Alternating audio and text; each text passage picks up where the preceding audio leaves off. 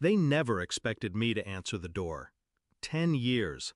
10 years of silence, of being cut out of the photographs, erased from invitations, whispered about like I was the stain on the family name. 10 years of their annual reunions where my chair sat empty, not because I wasn't alive, but because they refused to acknowledge me. And now here they were, standing on the porch of my new house. My house. Their faces pale, eyes darting across marble columns and manicured lawns that screamed of wealth they never thought I'd touch. When I opened the door, I didn't smile. I let the silence drag, let the weight of the years hang between us like smoke. And then, with a calmness they didn't expect, I said, "You finally found the address. Too bad it's no longer yours to enter." Backstory. I wasn't always the outsider. There was a time I believed in Sunday dinners, in family portraits, in laughter around the fire. I believed loyalty was unconditional. But loyalty in my family was transactional. My brother, the golden child, bought it with obedience. My cousins, with flattery. Me? I had the audacity to dream differently, to build a life outside the mold they pressed on everyone else. And for that, I was branded the problem. The final blow came a decade ago, a summer I'll never forget. I drove 3 hours to the lake house for our annual reunion, a tradition, a promise. But when I arrived, the gate was locked. Laughter floated from inside, faint but clear. I dialed their numbers, no answer. It wasn't a mistake, it was a message. We don't want you here. Discovery of betrayal. The photos went up on social media the next day. Everyone smiling on the dock. Everyone except me. My name wasn't tagged. My presence wasn't mentioned. It was as if I'd never existed. That was when the pattern became undeniable.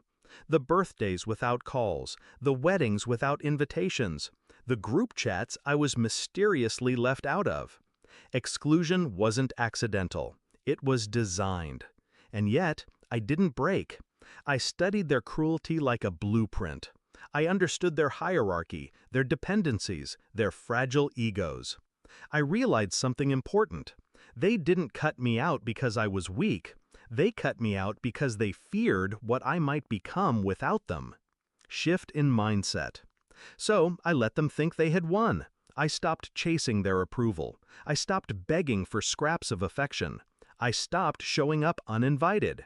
Instead, I turned inward, focused, planned. Every insult, every empty chair at a family table became fuel.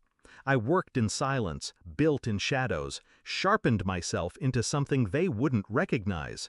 I didn't just climb, I built my own staircase, brick by brick, dollar by dollar. They didn't see it happening because they never looked my way. Execution of the plan. Years passed, and so did opportunities. I took the jobs no one in my family believed in. I invested when they laughed at me. I worked when they drank. I listened when they bragged. And slowly, quietly, my life shifted. The turning point came when I bought the house. Not just any house, the house. The estate on the hill, the one my uncle used to point at during drives saying, "Now that's real money. That's the kind of place our family deserves." Except it wasn't theirs. It was mine. I didn't announce it, didn't boast. I waited. Because revenge isn't served with shouting. It's served with silence and timing. Climax and confrontation. The day they showed up, I knew news had spread. Families like mine thrive on gossip. Someone had whispered, and curiosity brought them to my door like moths to flame. They came dressed for diplomacy, smiles that didn't reach their eyes, compliments dripping with envy. My mother's voice, brittle, "We didn't know you lived here. What a surprise." I let them inside the gates, but not past the threshold. Let them taste the distance, the glass between us. Then I said it, calm, deliberate, every word a blade. You didn't want me at your table for 10 years. This house, this life, it's my table now. And there's no seat left for any of you."